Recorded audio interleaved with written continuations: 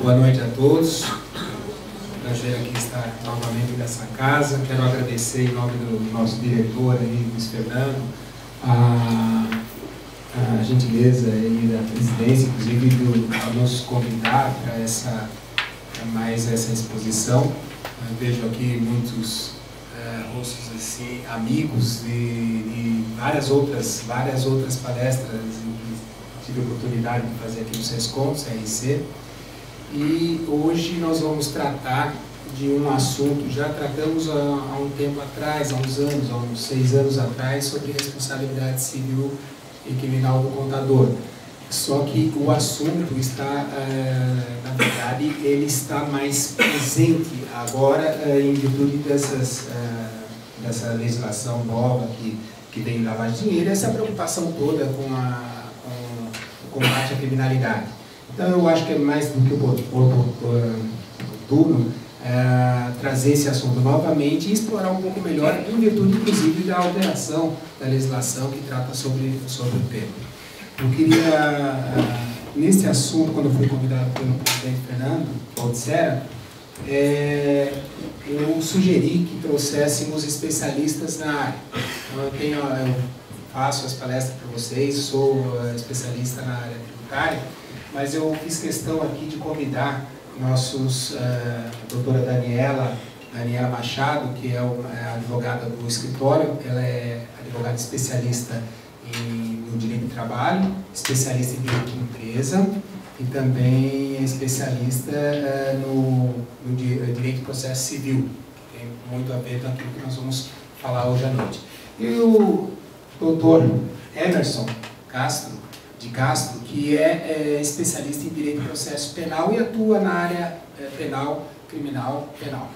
Então, eu acho que vocês realmente é uma oportunidade boa para que vocês recebam orientações, inclusive com relação à responsabilidade, orientações de forma bastante técnica e daquilo que ocorre verdadeiramente nos tribunais. Então, é muito importante saber o que reflete aquelas ações mais comuns no contador, né? Eu sei que o contador é difícil a vida, porque, na verdade, tem todas essas obrigações, agora essa COAF e todas as outras, que são, na verdade, exigências aí da legislação, e agora essas responsabilidades elas não diminuem, elas só vão sendo somadas, né? Então, eu acho que a gente tem que tentar, a gente tem que se acostumar, vocês já sabem disso, se adequar a essa situação quanto antes, estudando e procurando se aprofundar nesse conhecimento, para poder, na verdade, não correr o risco aí de um processo penal ou mesmo uma ação civil de reparação, para que vocês fiquem livres disso. Eu gostaria até que nesta noite não saíssem deprimidos daqui, né, por causa do tema de responsabilidade do contador, não vão sair deprimidos. E outra, para ter uma dinâmica maior naquilo que eu já costumo nas palestras adotar, vocês estão fazendo a apresentação, não sem nenhuma inibição, façam as perguntas que no momento surgirem, né? Por quê? Com isso, nós temos a possibilidade de interagir com vocês. Isso é muito importante, né? Interagir, porque a dúvida de um, e na oportunidade da exposição, é muito importante, porque a dúvida de um, ela vai aproveitar ao outro e assim vira, na verdade, a gente tenta esclarecer todas essas dúvidas e de forma que não vai atrapalhar o andamento aí dessa exposição. Não é necessário ficar anotando para falar no final, porque a gente perde a oportunidade, né, naquele momento que a gente está fazendo a apresentação. Então, eu queria, antes de iniciar, que nós vamos fazer nessa nossa apresentação de hoje, a doutora Daniela vai fazer a apresentação da parte civil, né, da responsabilidade civil do contador, e vai abordar aí os diversos dispositivos que tratam do tema, como 1177 do Código Civil, que trata a responsabilidade do Código Civil, e outros dispositivos, né? E depois o Dr. Emerson que fará a apresentação da parte criminal. Não me adiantando, Emerson, mas eu acho assim, é muito importante vocês atentarem para as palavras do Emerson, porque o que diferencia a responsabilidade é o dolo. Tá? Então o dolo é muito importante. Por que eu falo isso? Porque eu vou dar mais uma notícia para vocês aí. Eu estive ontem com o Feitosa, acho que a maioria aqui já assistiu, aqui já teve a oportunidade de estar comigo naquelas palestras da concorrência leal, né? Então, ontem, em virtude dessas mudanças, do comunicado 9, essas coisas que vocês estão sabendo, houve uma mudança naquela cartilha que nós fizemos para vocês. Tá? Em conjunto com o CRC, o SESCOM, o presidente e a diretoria do SESCOM, e a FECONTESC também, a federação. Então, nós fizemos uma cartilha em que, nesta cartilha, avalizada, e ela foi trocada informações efetivas e por e-mail com o Feitosa. O Feitosa é o gestor, né, ele é um auditor fiscal e o gestor dessa operação. Então, na cartilha falava que a cobrança ia ser apenas dentro daquela parcela de ICMS. Assim, dessa forma, nós rodamos aí o estado todo, nas várias cidades, transmitindo exatamente aquilo que está na cartilha, porque aquilo era o acordo feito com o fisco catarinense. Tá? Agora, vocês estão recebendo esse comunicado novo, os outros comunicados, dizendo que vai ter exclusão do Simples, dizendo uma série de outras coisas que não estava combinado. Né? Não é uma situação combinada. Então, bom, vamos esclarecer isso. Eu fui novamente, já tinha feito outros contatos com o Feitosa naquele início, fui novamente falar com o Feitosa a respeito dessas alterações, por que a Fazenda estava mudando a orientação dela. Ele informou o seguinte: havia um programa sendo trabalhado pelo fisco na Receita Federal, que é o CEFISC.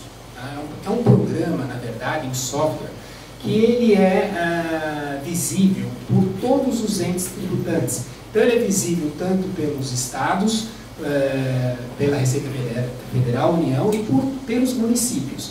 Então, aquilo que se coloca na base de dados desse programa, ele vai ser visto por todos os entes tributantes. Então, se houver um problema de omissão de receita, qualquer coisa que o Estado detecte, né, que o Estado consiga identificar, aquilo vai ficar numa base de dados que pode ser prova emprestada para os outros entes tributantes. Então, é isso, eu estou falando da informação dele, né, do Feitosa. E também ele traz uma novidade que eu discuti bastante hoje. Eu falei com o presidente do Tribunal Administrativo e Tributário, né, do Conselho de Contribuintes, do qual eu faço parte. Eles falam da responsabilidade tributária do contador. Então, isso aí é um tema bastante novo aqui, porque nós nem colocamos ali responsabilidade tributária, nós falamos de responsabilidade civil e criminal. Nem ocorreu de eu pensar em responsabilidade tributária do contador. Tá? Sempre as áreas que nós transitamos é nessa civil e criminal. No entanto, aparece esse novo conceito da responsabilidade solidária do contador, inclusive na operação concorrência leal. Por essa operação. E eu questionei, inclusive, o presidente do tribunal, do TAT, né, do Conselho de Contribuintes, a respeito do tema. O que busca o fisco catarinense? Ele quer trazer a solidariedade, o contador, em virtude do artigo 124 do CTN, por interesse comum. Bom, eu conversei, inclusive debati lá com o fiscal, com o Feitosa, e mesmo com o presidente hoje, porque essa responsabilidade e interesse comum do contador é muito difícil de você provar. Existe em alguns casos em que o contador ele faz parte, né, ele é coautor, então ele participa do ato criminoso. Mas isso são situações raras, não é o nosso dia a dia do contador. Ele registra lá, faz os lançamentos fiscais, ele pode até saber que alguma coisa está errada, mas a gente sabe a relação cliente-contador, como ela é difícil. Né? Então o contador, hoje nós vamos, a doutora Daniela vai falar da Coaf, já me predispus a fazer uma cláusula contratual, um modelo de cláusula contratual que vai minimizar a responsabilidade do contador com relação ao cliente e das informações que ele faz, né, em vista do crime da lavagem de dinheiro. É um termo também, um termo de responsabilidade que nós já preparamos e nós vamos, oportunamente, aí, daqui a poucos dias, vocês vão estar sabendo que nós vamos fazer uma divulgação em todo o estado de Santa Catarina desse contrato e dessa cláusula contratual do contrato, inserida no contrato, bem como o termo, que em alguns casos será necessário. Né? Então, a responsabilidade solidária do contador ela é trazida pelo artigo 124 por interesse comum. Só que aí o doutor Everson vai falar bem para vocês, a prova do interesse do contador, ela tem, eu entendo, que questionei, que tem que ter um benefício econômico. Se o contador tem um benefício econômico desse ato, né, tá certo, ele está incluído. Mas, além do benefício econômico, o dolo, né, tem que estar provado. Então, o dolo, agir com intenção, tem que estar provado.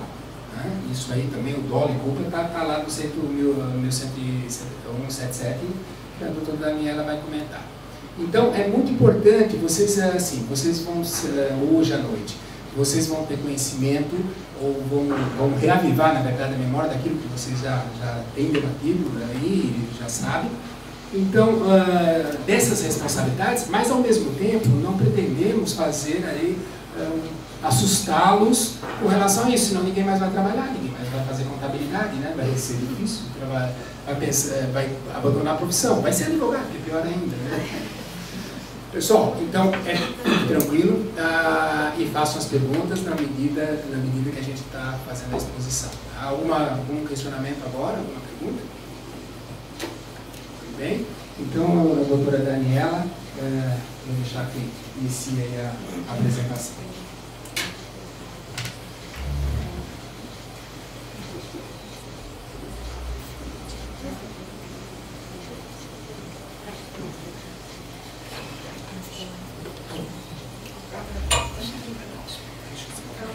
Boa noite a todos. Né?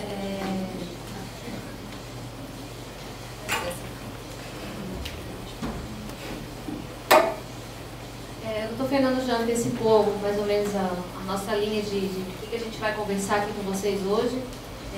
E o Adilson também já antecipou alguma situação ali da resolução, né, do CFC. E o objetivo dentro da matéria de direito civil, digamos assim, né? Não é dar uma aula aqui para vocês de responsabilidade civil, todos os seus ideologias, etc.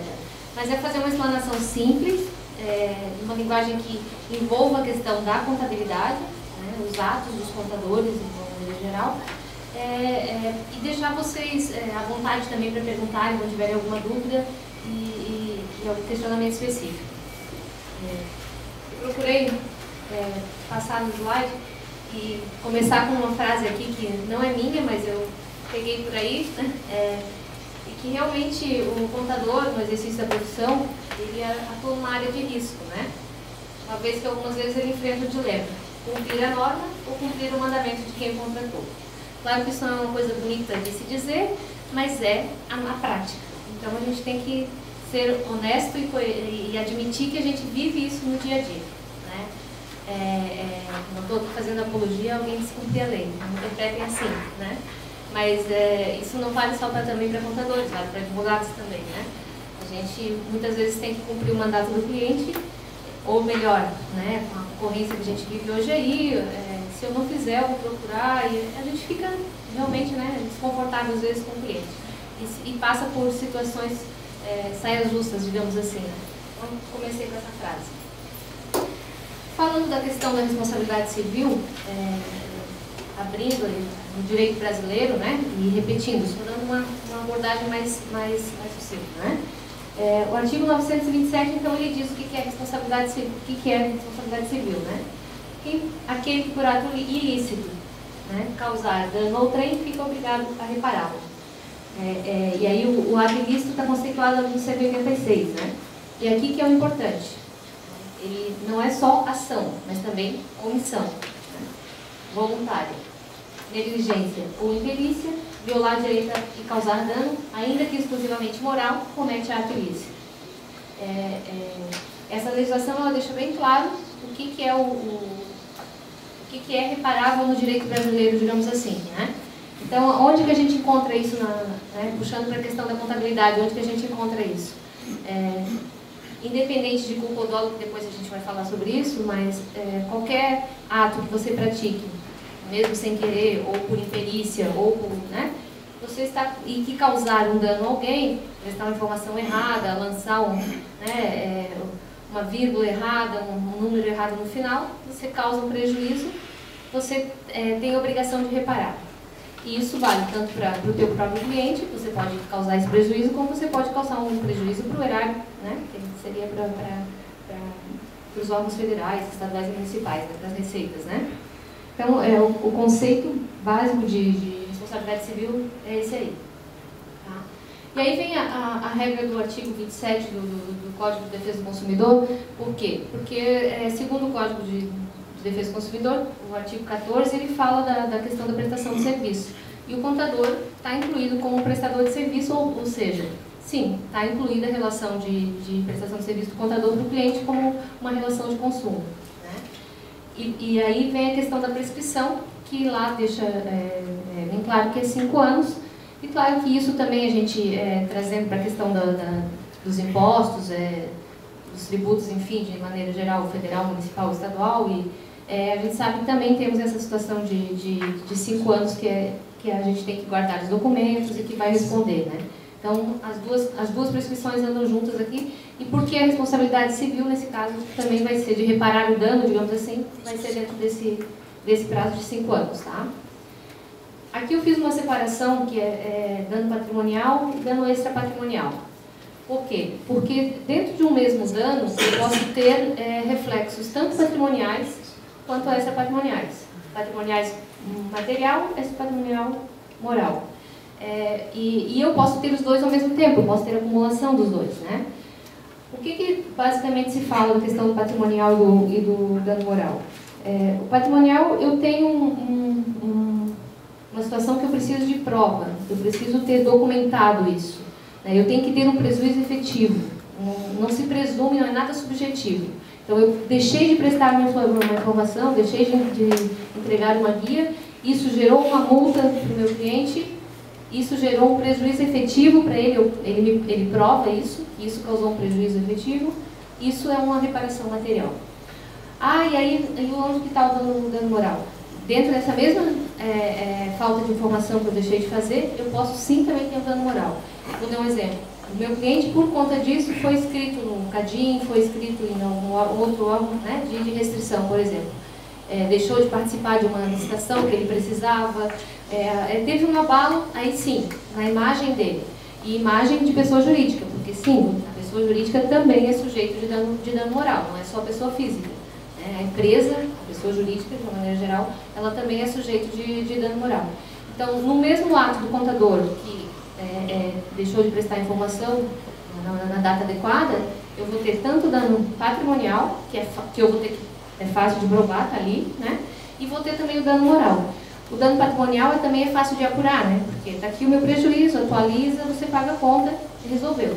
O dano moral não, o dano moral vai para o campo da subjetividade do juiz. E aí, a gente tem aí decisões N's, o STJ uma vez já tentou fazer uma tabela, diz que eles têm uma tabela lá de valorização do dano moral, quanto que vale um dedo, uma perna, um braço, uma inscrição no Serasa, uma vida, eles têm lá uma tabela disso, mas é claro que eles não assumem.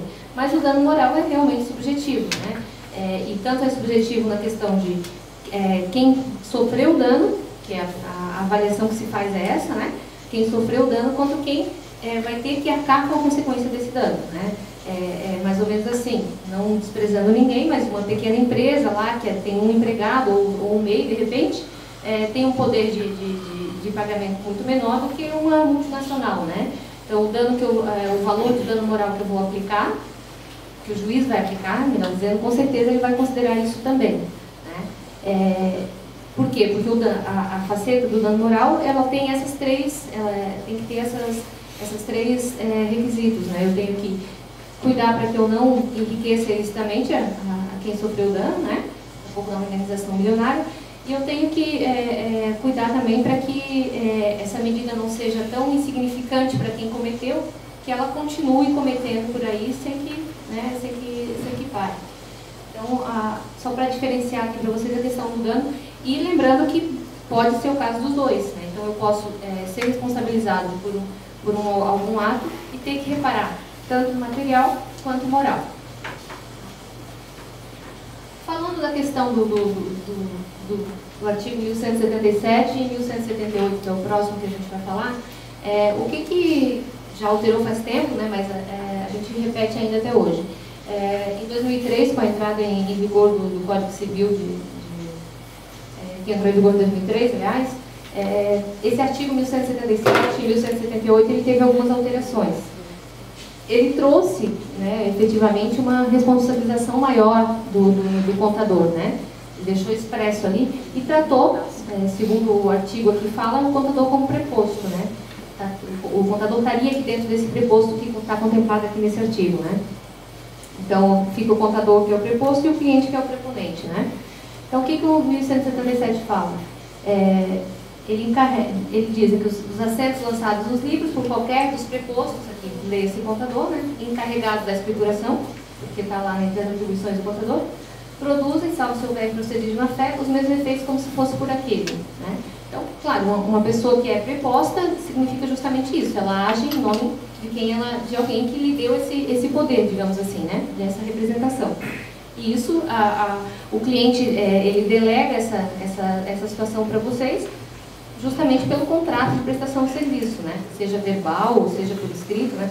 Sobre o contrato a gente vai falar mais depois, né? Então, mas efetivamente o contador ele se torna preposto. A partir do momento que ele começa a fazer a contabilidade do cliente, ele se torna preposto e vai ser aplicado aqui o artigo 1177. E aí vem o parágrafo único para falar da responsabilidade, né? Que no exercício dessa função, o preposto são pessoalmente responsáveis. Aí sim, aqui que ele faz a diferenciação e depois eu vou falar sobre essas duas situações. Perante o preponente, ele responde pelos atos culposos. E perante terceiros, que é o que a Receita está querendo fazer, solidariamente, com o preponente pelos atos dolosos. Né? É isso que o artigo fala. O 1178, ele só complementa, né? São responsáveis, aí, os preponentes agora, né? Não mais o preposto. São responsáveis pelos atos de qualquer preposto, praticados tanto no seu estabelecimento, relativos às atividades da empresa, ainda que não autorizados por escrito. Aqui vem aquela situação que eu acabei de falar, quando você passa o contrato de prestação de serviço, você está passando a incumbência de cuidar de toda a gestão contábil da minha empresa. Então não precisa estar exatamente expresso lá no contrato que aquele ato você deveria fazer para que o preponente também seja responsável pelo teu ato. E aqui também vale a regra da questão do escritório, né? Porque a gente tem que tratar a contabilista de tanto o profissional liberal quanto o escritório, né? Então, aqui seriam os funcionários também do escritório de contabilidade também têm a responsabilização que vai ser, né, da pessoa jurídica, digamos assim, não só da pessoa física do contador, né? Aí, só o que ressalva aqui no 1178 é que, quando tais atos forem praticados fora do estabelecimento, somente obrigarão o preponente nos limites dos poderes conferidos por escrito, né? E aí, deixa bem claro ali que o instrumento pode ser suprido por certidão ou cópia autenticada. O que é importante falar sobre essa questão de preposto também, né? Porque o preposto, quando ele recebe essa preposição, digamos, essa obrigação de prestar o serviço, ele tem responsabilidades, né? Então, ele tem que prestar o serviço para que ele foi contratado, digamos assim, né? Isso está lá no código, inclusive, de ética, né? Esqueci qual é o número da resolução lá que tem no CFC, né? Que é o Código de Ética dos Contabilistas. Mas no 1069 também, do Código Civil, ele também ressalva essa situação, que o preposto não pode, sem autorização, substituir o preponente, né, no desempenho da preposição, sob pena de responder pessoalmente pelos atos do substituto. Ou seja, quando ele cometeu algum ato com excesso de poderes, que a gente pode comparar aqui o preposto ao procurador, né? Então ele vai responder, aliás, ele não pode, mas sem autorização, fazer substituir. Tá? os principais problemas que a gente observa aí do 1177 e 1178, aliás, é justamente aqui que a gente encontra os principais problemas, né? São realmente relativos à escrituração contábil, né? Porque nessa situação é que a gente consegue encontrar as maiores questões de erros e até mesmo fraudes, né? Claro, não é como o Adilson ali ressalvou, fraude não é cotidiano, mas a gente sabe que ela existe, né, em qualquer meio, inclusive no meio da questão de contabilidade, né, entre os contabilistas, digamos assim. Então, aqui é onde é mais fácil, na escrituração contábil, é onde é mais fácil de se encontrar os erros e fraudes. Os crimes tributários, eu vou dar uma visão geral, como pode ser imputado crime a uma pessoa, à luz especialmente da Lei 8.137, que é a Lei tributária, né? Os crimes, eles são divididos em duas espécies, crimes tributários, crimes materiais e crimes formais. Os crimes materiais, eles necessitam efetivamente da supressão do imposto, ou seja, um resultado naturalístico, tem que haver supressão. Sem essa supressão, não existe crime. Ao contrário dos crimes que são formais. Os crimes formais não necessariamente precisam da supressão do imposto.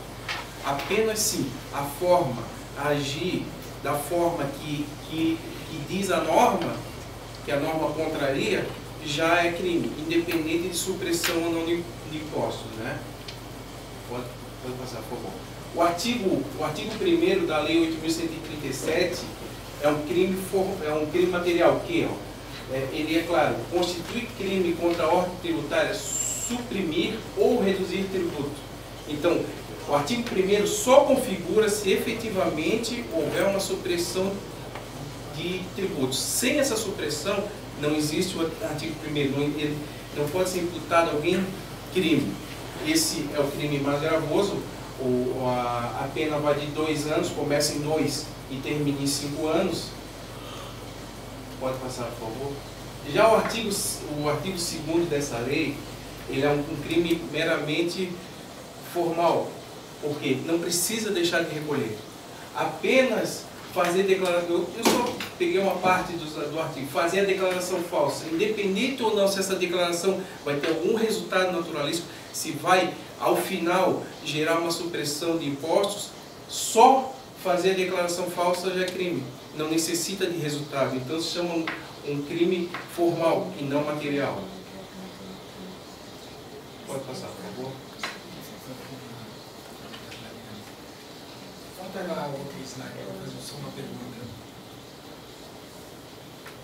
Isso. Nesse inciso 2, deixar de recolher no prazo legal, nós temos, na verdade, a maioria das denúncias que ocorrem na área tributária, ele pega exatamente esse inciso 2. É o crime de, na verdade, deixar recolher, principalmente o ICMS, que é um tributo de repercussão. E qualquer tributo de repercussão tem isso, né, como são alguns tributos que conhecemos. Mas, por excelência, o ICMS. Porque o ICMS ele é pago pelo o contribuinte do ICMS efetivo é o consumidor final. Então, na verdade, existe uma apropriação indébita, ele deixa de recolher, né, aquilo que foi cobrado. Então, por isso que no caso do ICMS, que é um tributo de repercussão, o contador ele fica, né, existe a representação no sentido dessa de 6 meses a 2 anos. Na verdade, não é o contador, na verdade, aqui, se deixar de recolher, é o próprio cliente, né, que é o contribuinte ICMS. Então, esse inciso 2 aí é bastante utilizado, né? O deixar de recolher, como o doutor Telini falou, ele é mais quem devia recolher. Não repercute tanto para o contador. Agora, se o contador praticou algum ato que dolosamente levou o seu cliente a deixar de recolher, induziu ou ajudou, responde sim. Em qualquer um dos crimes, independente de qual seja, qualquer um dos crimes, se existe uma ação, mesmo que seja só instigando ou prestando informação para que leve a supressão do imposto, sim, o contador ou quem praticou responde sim, responde pelo mesmo crime que está respondendo quem deixou de recolher ou suprimiu o imposto. A responsabilidade é diferente do direito civil, o direito tributário, tanto o direito também previdenciário. A responsabilidade é sempre subjetiva, ou seja, quem está cometendo o crime tem que ter a vontade de cometer o crime. Ele não pode estar cometendo o crime sem saber que está cometendo o crime. E daí não existe vontade. Essa é a diferença do direito civil, principalmente, tanto com o direito administrativo, a vontade de cometer o crime, o dolo, a vontade de cometer o crime. Sem ele, não existe crime. E no direito penal brasileiro, não existe imputação objetiva. Ou tem vontade ou não tem. E crime culposo também são poucos. Podemos citar homicídio culposo, lesão corporal. São poucos os crimes culposos. Crime no direito brasileiro, em regra, ele é doloso. Precisa a vontade de cometê-lo. Por favor. Bom, sobre a aplicação da Lei 9.099, ela só é cabível o artigo 2º da Lei 8.137. Por quê? Porque a pena vai até 2 anos. Já o artigo 1º, a pena começa em 2 anos e termina em 5. A Lei 9.099, que é a Lei de Juizado Especial, ela diz que é passível de transação penal crimes dolosos com penas não superiores a 2 anos. Então, a pena máxima do artigo 2º não é superior a 2 anos, então cabe a utilização da Lei 9.099. Ao contrário no artigo 1º, que ele começa em 2 e termina em 5. Então, ele não tem essa benesse. Quem é processado criminalmente pelo artigo 1º não tem a benesse de ter a suspensão condicional do processo ou qualquer outro tipo de benesse que a Lei de Juizado Especial promova para crimes até 2 anos. A extinção da punibilidade. Essa é uma questão que muito discutida, já mudou várias vezes, e o último dispositivo legal, o artigo 83, mudou com a Lei 12.382, que diz o seguinte: está suspensa a pretensão punitiva do Estado desde que o pedido de parcelamento tenha sido formulado antes do recebimento da denúncia criminal. Então, com o advento da Lei 12.382, a única maneira de extinguir a punibilidade é o parcelamento ou o pagamento até o recebimento da denúncia. Mas tem que ficar claro que essa lei ela começou a vigorar em março de 2011, se eu não me engano. Março de 2011. Então, crimes cometidos anteriores, o parcelamento ou o pagamento pode ser feito até a sentença. Crimes cometidos posteriormente à lei, só até a denúncia. A via administrativa, em regra, para que se possa fazer a denúncia crime, se o Ministério Público denunciar alguém por crime tributário, é necessário que já tenha terminado o processo administrativo, já tenha feito o lançamento definitivo do tributo. Por quê? Mas isso se refere só ao artigo 1º, porque é um crime material.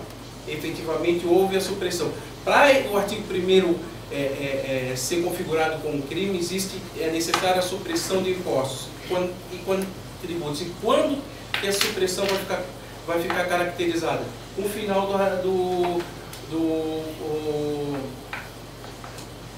com o final do lançamento do processo administrativo, que houve o lançamento definitivo.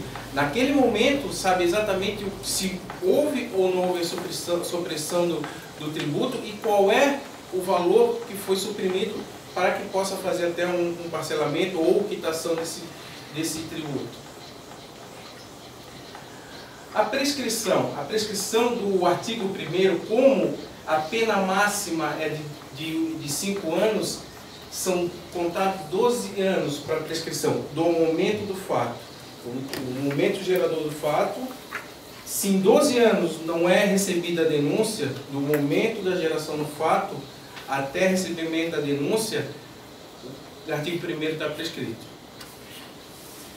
Agora, existe um entendimento, principalmente do Ministério Público, claro, que bate muito, que essa prescrição começa a contar não do momento que deixou de ser recolhido o tributo, mas sim do momento que o processo administrativo teve fim.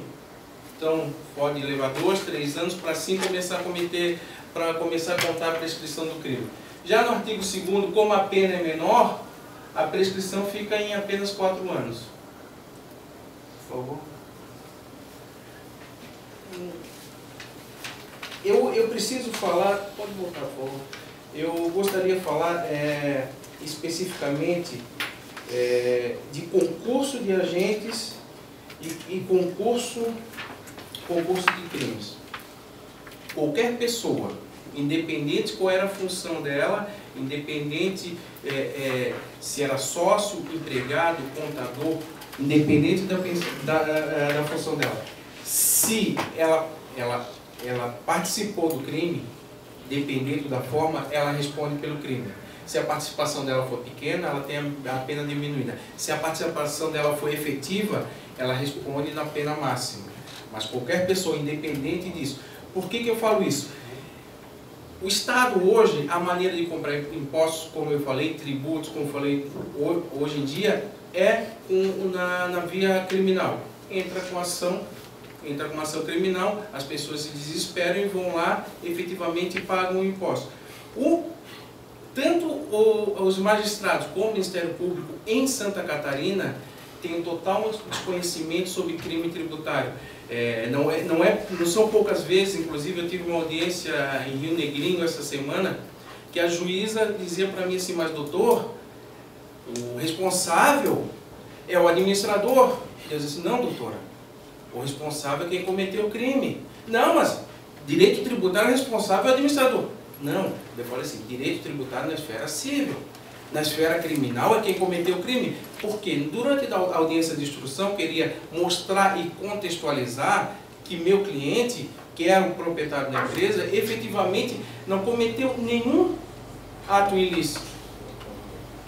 Não sobrou o contador, não. O contador, inclusive, foi testemunha de acusação. O Ministério Público levou o contador como testemunha de acusação que não tinha que falar. Até é muito interessante, eu vou tentar passar esses fatos para vocês.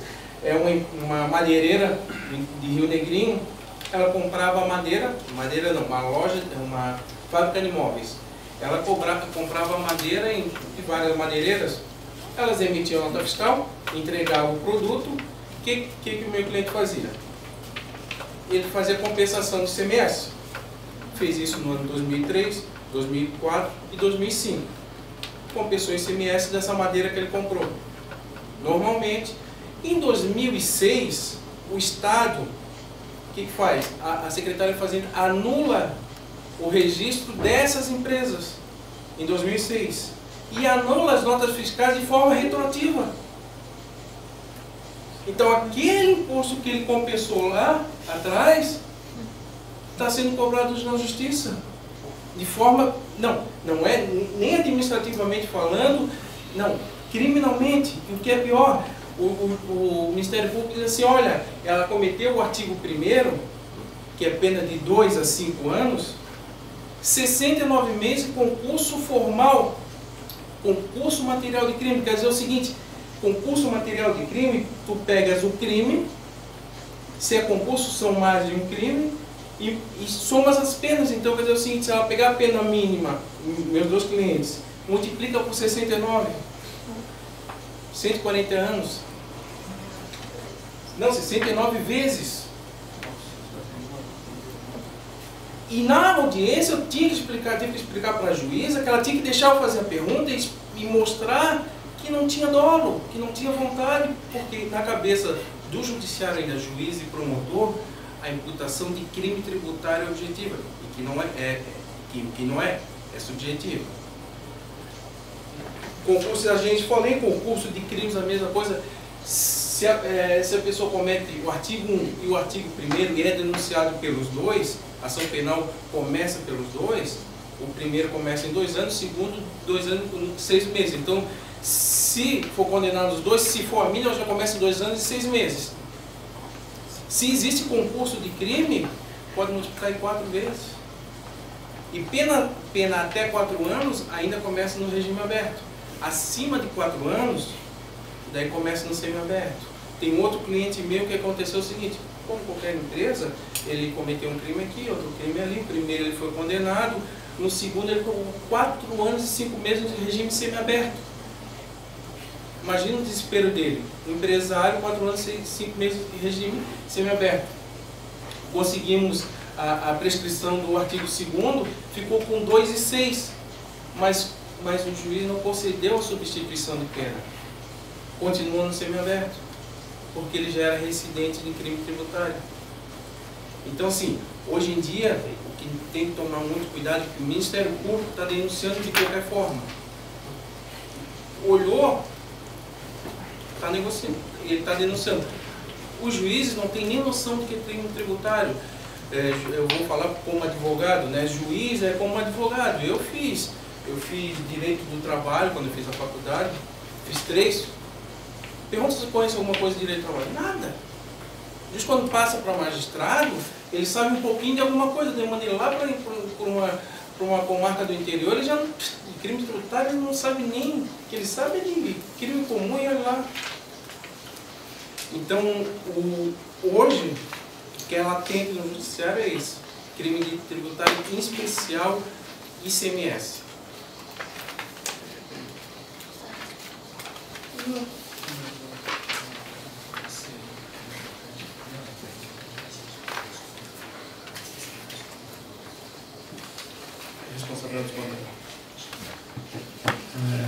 Emerson, eu queria fazer uma pergunta que eu acho que vai interessar também para eles, como tudo que foi falado, sobre conluio, porque o contador ele corre esses riscos, né?